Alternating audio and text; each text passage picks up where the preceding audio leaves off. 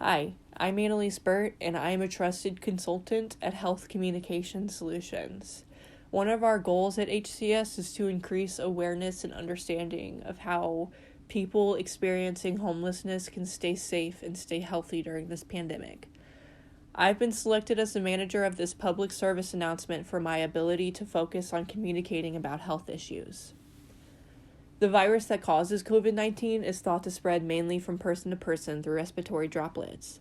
These droplets can be produced when an infected person coughs, sneezes, or even talks. They can land in the mouths or noses of people who are nearby, and they can possibly be inhaled into the lungs as well. Spread is more likely when people are within 6 feet from one another, so try to keep your distance. Studies recently conducted at the CDC have suggested that COVID-19 may be spread by people who are not even showing symptoms. People have reported a wide range of mild symptoms to severe illness caused by the virus. However, consistent symptoms of COVID-19 are fever, cough, and shortness of breath. These symptoms can appear any time from 2 to 14 days after exposure to the virus. Older adults who have underlying medical conditions are at a higher risk for severe disease. This means that they may require hospitalization, they may require intensive care, or they may need a ventilator to help them breathe, or they may even die. The majority of people in America who are experiencing homelessness are older adults who have underlying medical conditions.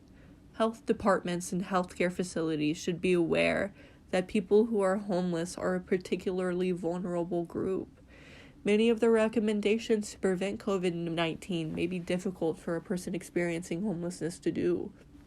It may not be possible to avoid certain crowded locations like a shelter.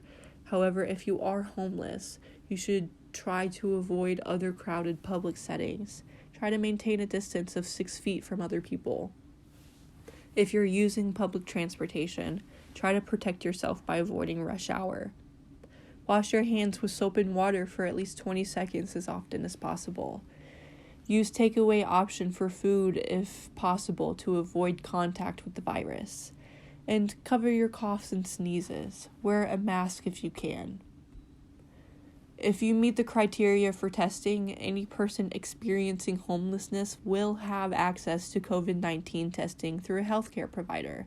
So if you are a person experiencing homelessness with symptoms, you should alert a service provider immediately. This can be a case manager, a shelter staff, or any other care provider. Homeless shelters can also screen clients for symptoms of respiratory infections. This includes COVID-19. Individuals staying in shelters who are sick with COVID-19 should stay isolated. Shelters should have a separate place available where individuals who are infected can safely stay. This may be within the shelter or at an alternate site. Staff will help you understand how to isolate yourself and identify options for medical care if needed. On-site nurses or other clinical staff can help with clinical assessments. They can provide face masks to anyone who exhibits symptoms. They can provide non-urgent medical care as needed. And they can use standard facility procedures to determine whether a client needs immediate medical attention. This is a public service announcement brought to you by Annalise Burt. My goal as a trusted consultant at Health Communication Solutions is to increase awareness and understanding of how individuals experiencing homelessness can protect themselves from COVID-19. For more information on testing for the virus, please contact your local shelter. Remember to cover your coughs and sneezes or wear a face mask if possible. Wash your hands as often and thoroughly as possible with soap and water for at least 20 seconds. And avoid sharing personal space and items like clothes, dishes, or cigarettes with other people.